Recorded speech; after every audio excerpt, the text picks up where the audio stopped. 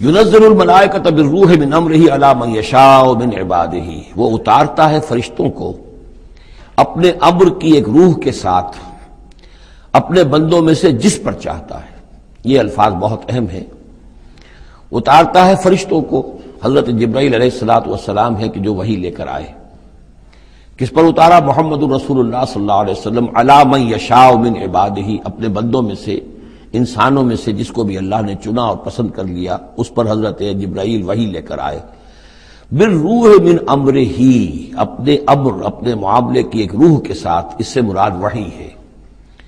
تو یہ بات اچھی طرح سمجھ لیجئے، جیسے کہ سورہ اعراف میں جو آیت آئی تھی الا لہ الامر الا لہ الخلق والامر، تو یہ دو عالم ہے، عالم خلق، عالم امر۔ عالم امر کا معاملہ یہ ہے کہ اس میں کوئی ٹائم ایلیمنٹ نہیں ہے سرے سے، اللہ تعالیٰ کا جو بھی فیصلہ ہوتا ہے انسٹنٹینیس، اس کا امر یہ ہے انما امرہ اذا اراد شیئا فانما یقول له کن فیکون، اس میں کوئی ٹائم ایلیمنٹ نہیں ہے۔ لیکن عالم خلق میں وقت لگتا ہے، 6 دنوں میں آسمان اور زمین بنائے، وقت لگتا ہے۔ آم کی گٹھلی کا ایک درخت جو اس سے بننا ہے، اس میں وقت لگے گا۔ عالم خلق میں وقت ہے، اس میں وقت نہیں ہے۔ اور عالم امر کی 3 ہی چیزیں ہیں صرف جو ہمارے علم میں ہیں۔ ایک ملائکہ کا تعلق عالم امر سے ہے، اسی لیے ان کو روح بھی کہا جاتا ہے، روح القدس، روح الامین، نزل بہ الروح الامین، ایدناہ بروح القدس۔ تو ملائکہ بھی روح ہے۔ پھر یہ وحی جو ہے یہ بھی روح ہے، بالروح من امرہ، یہ بھی اللہ کے امر میں سے ایک روح ہے۔ اور جو یہ نازل ہوتی ہے وحی، یہ بھی روح پر نازل ہوتی ہے۔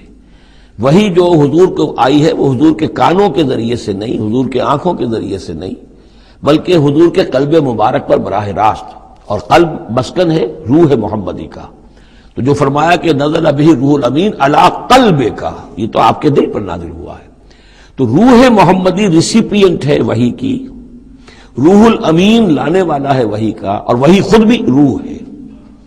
اور اس اعتبار سے جگر کا ایک شعر جو ہے وہ ضرور یاد رکھیے، کسی خاص ہی کیفیت میں وہ کہہ گئے، نغمہ وہی ہے نغمہ کہ جس کو روح سنے اور روح سنائے۔